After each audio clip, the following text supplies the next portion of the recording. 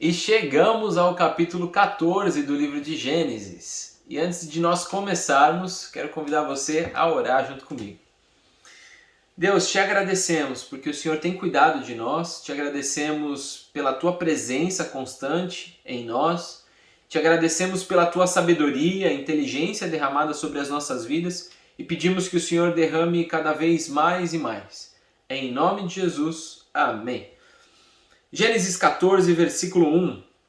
Naquela época, An-Rafael, rei de Sinear, Arioque, rei de Elazar, Quedorlaomer, rei de Elão, e Tidal, rei de Goim, foram à guerra contra Bera, rei de Sodoma, contra Birsa, rei de Gomorra, contra Sinabe, rei de Admá, contra Semeber, rei de Zeboim, e contra o rei de Belá, que é Zoar. Todos esses últimos juntaram suas tropas no vale de Sidim, onde fica o Mar Salgado, ou o Mar Morto. 12 anos estiveram sujeitos a Quedorlaomer, mas no 13º ano se rebelaram. Então a gente vê que esses últimos 5 reis descritos, eles estavam sob o domínio do Quedorlaomer, e no 13º ano eles falaram, chega, não queremos mais estar subjugados, queremos independência, e aí eles se rebelam. Versículo 5. No 14º ano, Quedorlaomer e os reis que a ele tinham se aliado, derrotaram os Refaíns em Astarote e Carnaim, os Uzins em An, os Emins em Savé, Kiriataim, e os Oreus desde os montes de Seir até El-Parã, próximo ao deserto. Depois voltaram e foram para En-Mispat, que é Cádiz, e conquistaram todo o território dos Amalequitas e dos amorreus que viviam em Azazon Tamar. Então a gente vê no versículo 5, no versículo 6, as conquistas de Quedorlaomer e os seus amigos. Eram conquistadores, tomavam posse de terras. Versículo 8. Então os reis de Sodoma, de Gomorra, de Admá, de Zeboim e de Belá, que é Zoar, marcharam e tomaram posição de combate no vale de Sidim, contra Quedorlaomer, rei de Elão, contra Tidal, rei de Goim, contra Rafael, rei de Sinear, e contra Arioque, rei de Elazar. Eram 4 reis contra 5. Se fosse pelo número, 5 iriam levar a guerra. Versículo 10. Ora, o vale de Sidim era cheio de poços de betume, e quando os reis de Sodoma e de Gomorra fugiram, alguns dos seus homens caíram nos poços e o restante escapou para os montes. Então a gente não tem os detalhes como é que foi essa batalha, mas a gente já consegue ver aqui quem é que levou a melhor e quem é que levou a pior. No versículo 10 a gente já vê a galera de Sodoma e Gomorra correndo e alguns inclusive caem dentro dos poços de betume. Os vencedores saquearam todos os bens de Sodoma e de Gomorra e todo o seu mantimento e partiram. Levaram também Ló, sobrinho de Abrão, e os bens que ele possuía, visto que morava em Sodoma. Mas peraí, no capítulo 13, lá no versículo 12, diz que Ló mudou seu acampamento para um local próximo a Sodoma, entre as cidades do vale. Então, no capítulo 13, o Ló ele estava perto de Sodoma, e no capítulo 14, ele já estava morando em Sodoma. Olha só que coisa. Versículo 13. Mas alguém que tinha escapado veio e relatou tudo a Abrão, o hebreu, que vivia próximo aos carvalhos de Manre, o amorreu. Manre e os seus irmãos Escol e Aner eram aliados de Abrão. Quando Abrão ouviu que o seu parente fora levado prisioneiro, mandou convocar os 318 homens treinados, nascidos em sua casa, e saiu em perseguição aos inimigos de Dan. Veja que ele não chama 318 homens, ele chama os 318 homens. Eram homens preparados para esse tipo de intervenção.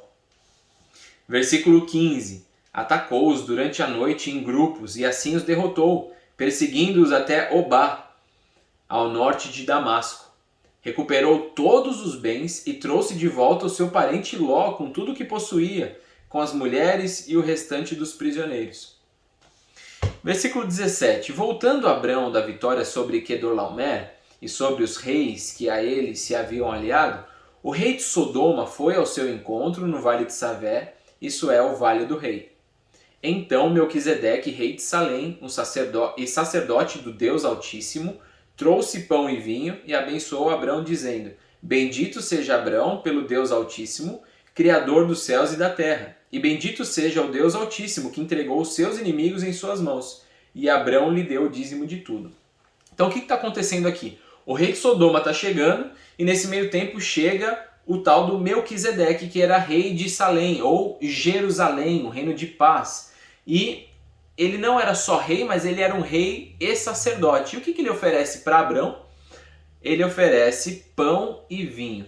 Então, ao longo do Antigo Testamento, a gente vai ver muitas alusões, muitos vislumbres do próprio Deus mostrando já para o seu povo, ao longo para a gente agora ao longo das Escrituras, mas para eles ao longo da história, o que iria acontecer no futuro.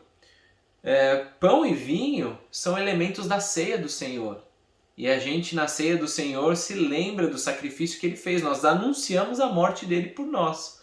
E é claro, celebramos a ressurreição, mas lembramos que Ele derramou o seu sangue e o seu corpo foi entregue por nós.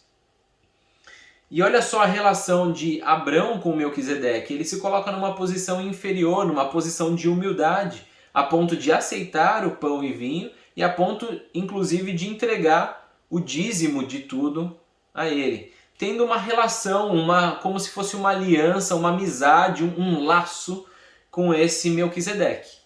Agora vamos ver a relação dele com o rei de Sodoma. Versículo 21. O rei de Sodoma disse a Abrão: Dê-me as pessoas e pode ficar com os bens.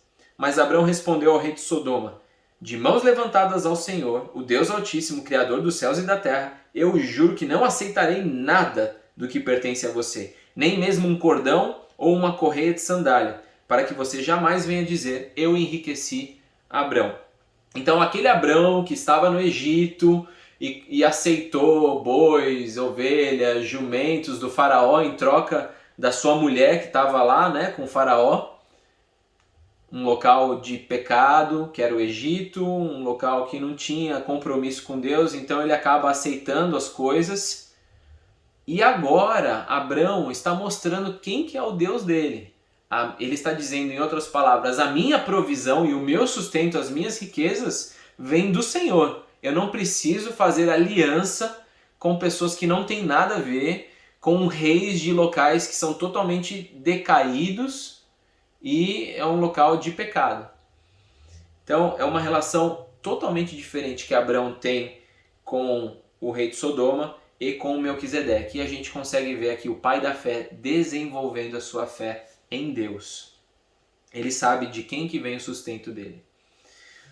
Versículo 24. Nada aceitarei a não ser o que os meus servos comeram e a porção pertencente a Aner, Escol e Manre, os quais me acompanharam, que eles recebam a sua porção, mas ele mesmo não. E a reflexão que eu gostaria de trazer hoje é justamente sobre essa questão de Ló ter colocado a sua tenda perto de um local de pecado. E não passou muito tempo e a gente encontra ele lá no meio do pecado. A minha pergunta hoje para mim e para você é: onde nós temos colocado a nossa tenda? Às vezes a gente acha que a gente consegue administrar algumas situações e que a gente é forte o suficiente para estar bem pertinho do pecado e não se envolver com ele. Mas quando a gente menos espera, a gente acaba dentro do pecado.